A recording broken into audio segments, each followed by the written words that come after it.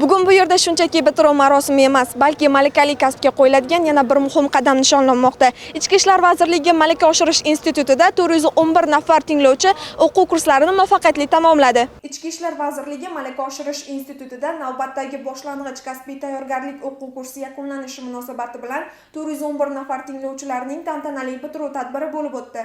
O'quv kursida nazariy va amaliy mashg'ulotlar institut professor o'qituvchilari va sohaviy xizmatlarning tajribali amaliyot xodimlari tomonidan zamonaviy axborot kommunikatsiya texnologiyalarini qo'llagan holda interfaol usullarda davra suhbati, bahs munozara, seminar trening tashkillashtirildi. Bitiruv o'qish kursimizda 3 oylik boshlang'ich tayyorgarlik kursini bitirgan Ichki ishlar vazirligi tizimida kelgusida shu xizmat faoliyatini olib boradigan safdor xodimlarimiz o'qishni bitirdi. Eng asosan hozirgi kunda ularning oldiga qo'yilgan vaziyat mahallada xavfsiz muhitni yaratish.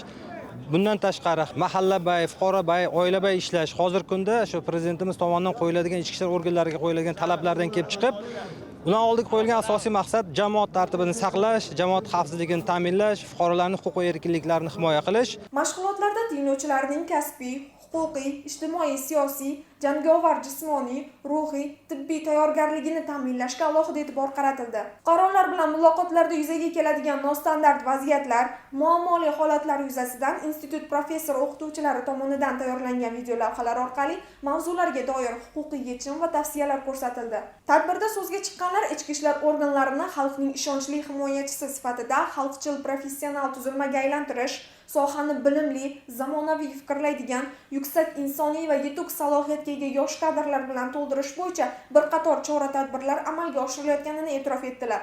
O'quv jarayonidan tashqari ertalabki badan tarbiya mashg'ulotlari, undan keyin mustaqil tayyorgarlik mashg'ulotlarida ham jismoniy tayyorgarlik bo'yicha to'garaklar tashkil qilganmiz. Ushbu to'garakda shug'ullangan tinglovchilarimiz institut miqyosidagi musobaqalarda, respublika xalqaro musobaqalarda institutimiz va respublikamiz sha'nini himoya qilishdi va sovrinli o'rinlarni qo'lga kirishdi. O'quv kursi davomida o'zining kasbiy bilimlarini oshirish, amaliy ko'nikmalarini takomillashtirish, dunyoqarashini yanada kengaytirishga intilib, yuqori ko'rsatkichlarga erishgan hamda namunali xulq uchun bir guruh tinglovchilar faxriy yorliq va tashakkurnoma bilan taqdirlandi.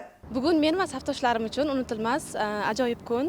Ichki ishlar vazirligi Malaka oshirish institutida olgan nazariy va balki amaliy bilimlarimiz nafaqat juda ham boy bo'ldi bizga.